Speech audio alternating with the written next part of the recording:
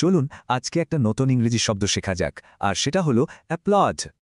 আচ্ছা, একটা সহজ প্রশ্ন দিয়েই শুরু করি। আমরা সাধারণত কখন হাততালি দেই? কোনো ভালো গান শোনার পরে, তাই না? অথবা ধরুন ক্রিকেটে একটা দারুণ শট দেখার পর?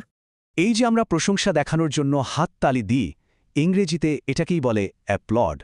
তো অ্যাপ্লড শব্দটার মানে হল কোনো কিছুর প্রশংসা করা বা সেটাকে সমর্থন করা।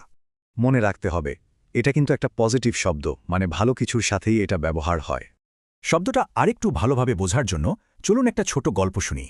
ধরুন একজন ছাত্রীর ক্লাসে একটা প্রেজেন্টেশন দেওয়ার কথা ছিল। আর সে কি করল? অনেক খেটে দারুণ একটা প্রেজেন্টেশন দিল। তার চমৎকার প্রেজেন্টেশনের জন্য দর্শকরা তাকে অ্যাপ্লড করল, মানে সবাই হাততালি দিল। কিন্তু মজার ব্যাপার কি জানেন? অ্যাপ্লড মানে কিন্তু শুধু হাততালি দেওয়া না। হ্যাঁ, পড়াশোনা বা অফিসের মতো জায়গাতেও কিন্তু প্রশংসা করার জন্য এই শব্দটা ব্যবহার করা যায়। যেমন ধরুন কোনো কোম্পানির সিইও তার টিমের ভালো কাজের প্রশংসা করতে পারেন। খেয়াল করুন, এখানে অ্যাপ্লড মানে মুখে প্রশংসা করা, হাততালি দেওয়া কিন্তু নয়। শব্দটা আরও বড় পরিসরেও ব্যবহার হয়, যেমন ধরুন রাজনীতির ক্ষেত্রে। এই বাক্যে অ্যাপ্লড মানে হলো সমর্থন করা। সরকার একটা ভালো উদ্যোগকে বাহাবা দিচ্ছে। তাহলে ব্যাপারটা খুব সহজ। একটা ভালো কাজ দেখলেন, প্রশংসা করলেন, আর সেটাকেই বলে অ্যাপ্লড, অ্যাপ্লড করা।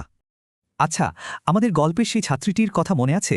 প্রশংসা পেয়ে সে কিন্তু খুব খুশি হয়েছিল। এবার একটু ভাবুন তো, আজকের দিনে এমন কি ভালো কাজ দেখলেন যাকে আপলোড করা যায়?